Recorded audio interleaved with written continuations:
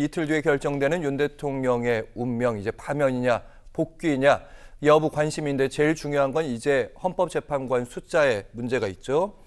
파면이 되는 경우는 흔히 만장일치로 표현됩니다. 8대 0으로 인용이 되는 경우, 인용이 되더라도 이제 7대 1, 6대 2 여기까지 보고 있습니다.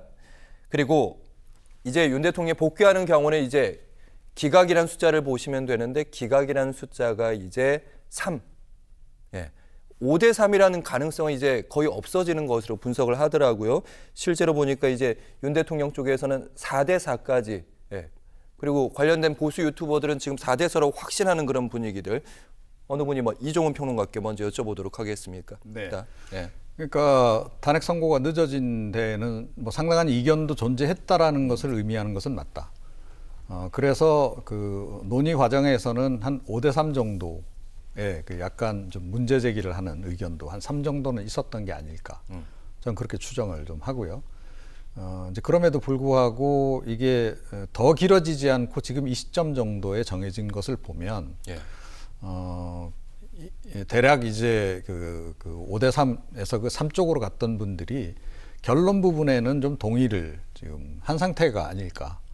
다만 이제 본인들의 의견을 어떤 식으로 이제 그러면 이제 이 주문이나 이런 거에 이제 결정문에 이제 포함시키는 게 이제 오히려 더 좀 이제 논란의 좀 대상이 아니었을까 생각을 해요. 그럼 이종훈 평론가께서는 조금 전에 말씀 우리가 얘기 나눴습니다만 이제 몇 대 몇 대 몇 그러고 나서 이제 각자 소수 의견 아무개 재판관 소수 의견 얘기하고 이런 식으로 할 가능성보다 이제 조금 전에 이제 선고를 이제 이제 마지막에 하고 쭉 앞에 이유 설명하고 하는 그 식으로 이제 갈 가능성이 높다라고 저도 말씀드렸잖아요. 이제 그 과정에서의 고민들이 꽤 있지 않았을까. 그러니까 3의 의견을 가졌던 사람들이 소수 의견을 가졌던 사람들이 이제 후자로 가게 되면 예를 들어 이제 그 앞서 본 데서 이제 예를 들어서 이제 그 주문 얘기하고 그 다음에 쭉 설명하는 식으로 아무게 그럼 이제 실명이 거의 이제 다 그렇죠. 표현이 된단 말이에요. 3명을 가진 분들이 끝까지 3으로 갈 경우에 그런데 이제 만 2도 마찬가지고 그러니까 소수 의견을 그런 식으로 이제 포함시키는 것이 아마 상당히 부담스럽지 않았을까 싶어요. 헌법재판 내 이름으로 나는 이래서 기각이다. 이번 그 언제 그 심판 결과는 역사적인 이게 이제 심판인 거고, 그리고 제가 보기에는 대한민국에서 탄핵 심판으로는 이게 마지막일 가능성이 높습니다. 그러니까 또 대통령 탄핵하는 일은 앞으로는 아마 없지 않을까 싶고, 자 그런데 거기에 이제 자기 이름이 남는단 말이에요. 자기 이제 또 후손들이 그걸 다 볼 거고, 그래서 그 부담감이 상당했을 거다. 라고 생각을 해요. 그래서 그냥 이 결정문 안에 그거를 이제 포함시키는 것이 더 낫다라는 거죠.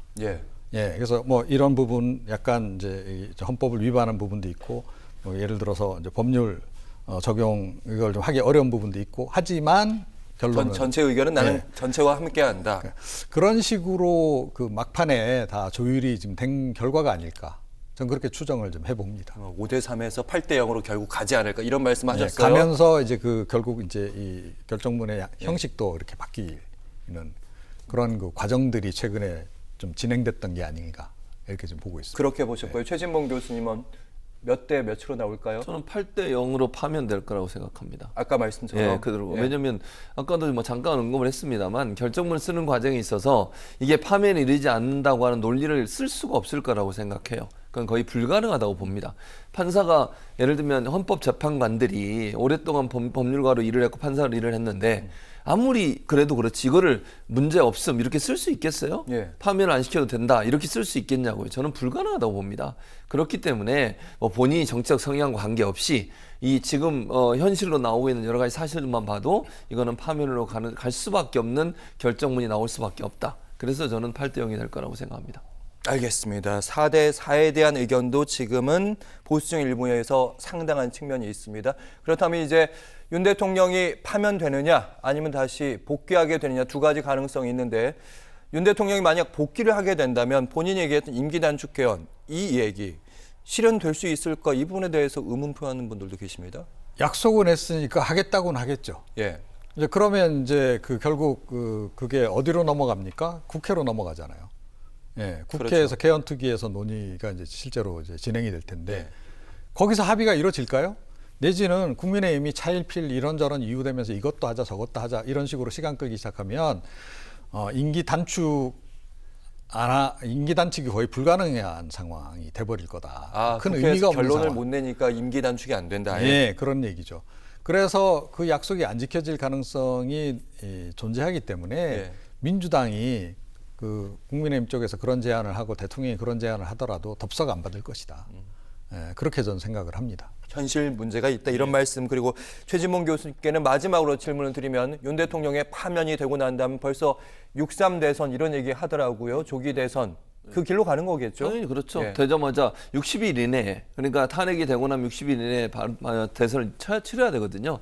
꽉 채운 게 6월 3일이에요. 근데 그렇게 할 수밖에 없는 게 60일도 짧습니다, 사실은. 보통 대선은 한 1년 정도 경선까지 한번 준비하고 쭉 가는 건데 60일 안에 이 모든 걸 해야 되기 때문에 시간을 하루라도 더 주기 위해서라도 탄핵된 날부터 60일이 다 채워지는 6월 3일 날 대선이 이루어질 가능성이 있다, 이렇게 전망이 됩니다.